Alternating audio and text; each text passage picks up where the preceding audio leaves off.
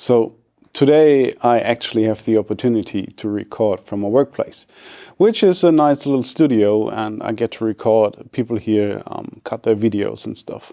And I really enjoy that, and I'm pretty happy I could bring you. So let me switch up the setup.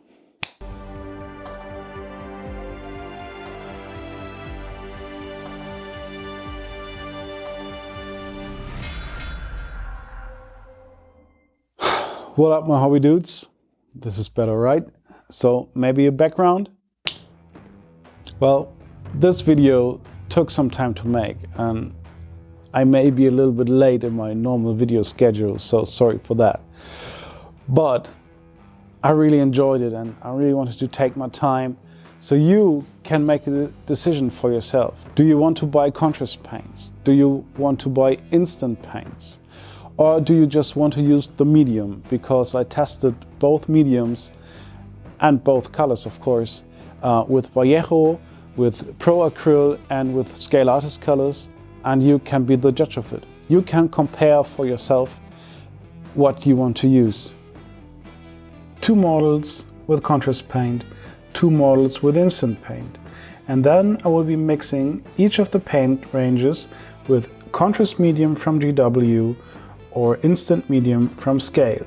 I will be doing this for Scale Artist colors, Pro Acryl colors, and my standard lovely Vallejo colors. Finishing it off with my homemade metallic contrast paints, and where I got the recipe I will show you later. What are you doing? You forgot the Chimera paints. Come on. Whoa, you mean these, mate? And of course, credit where credit is due. The process I'm using here is heavily inspired by Ninjon's 4 Easy Steps, and I will link to his channel and especially the 4 Easy Steps video down below. Also, massive thanks to Marco Frisoni, not just maker, because I am using his metallic contrast paints in this video. And if you want to see the recipe, I will also be linking his video down below. So the process I did on my crew boys here is pretty similar to the one I did on my Hopgrad slitters. I made a nice base, I glued them on top, they were primed, got a zenithal, like a really strong zenithal, and yeah, then I went in with the contrast paints. So as a sneak peek, I just wanted to show you how smooth the metallic contrast paint recipe works and how good it looks on the model. I mean, it really does a nice job of flowing into all the right places. Mixing was a bit tricky. I had some of them that went really well and some of them that didn't, so I had to test a little bit. I painted on the back of my hand, and when I could see all the fine lines, I pretty much went for it. I really liked how the Scale products went together. It worked really fine.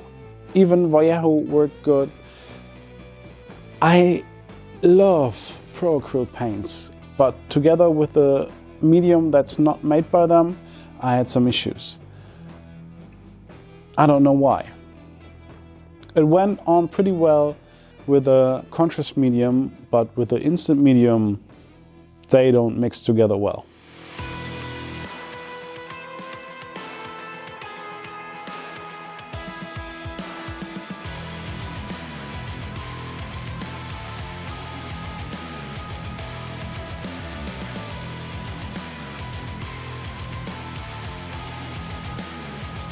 Really, what should I tell you about using a wash? Just put it on. Watch out for pools. In most cases you don't want pools. I have some situation where I wanted a pool, like in the... It's a wash, just put it on. On the other hand, for oil washes, I really prefer the method of using multiple colors. If you go in with a red and put it on the elbows and knees and even a bit on the face or the knuckles, you leave it there for 15 minutes, you come back in with another wash, like black for armor and weapons, brown for leathers and the ground and stuff. Then you remove it carefully from the top, like you get really nice shadows and just definition on the top and just a little bit of tinting in the face and the elbows. It looks just really, really nice, and like you really put an effort into it. So go for that if you want to give your models the extra nice finish. And after the oil washes, I went in and I painted in some details, like metallics, like rust and grime and dirt and teeth, eyes, and something like that. And with the details done, time for varnish. After the varnish was dry, and in this case I used satin varnish because I wanted a slightly wet look. I mean, they're in a swamp. They are not bone dry and they are not soaking wet either. So satin varnish was the way to go. So now you guys have to decide. I will put like side-by-side comparison up on the screen for you now. But you guys have to decide which look you like. If you maybe consider skipping contrast and instant paints and just going for the medium to add this to your collection to be able to use an effect like this. It's your choice actually. I'm just doing things for fun here.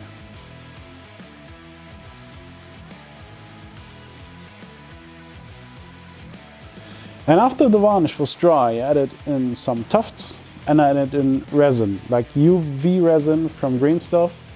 And it was really green, at least one of them.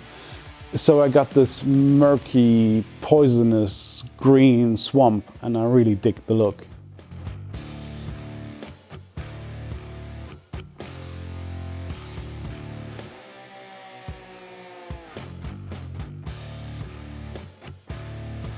Also, what about the cruel boy riding the giant hairless chihuahua? Paint that. Oh, you mean this bad boy, mate? All right, there will be part 2. Oh, and while we're at it, I've got a sponsor now. Whoop, whoop. Thank you, Kutami, for supporting this channel.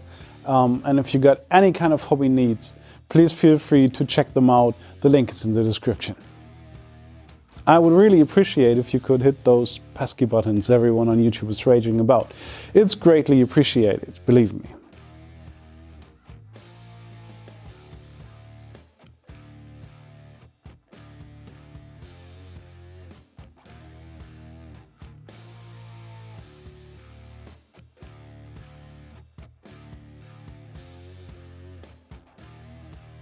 And now that you've seen them one last time on the Lazy Susan, I hope you enjoyed this video, and I will be really glad if you tune in next time here on The Bear and the Brush. Bye guys.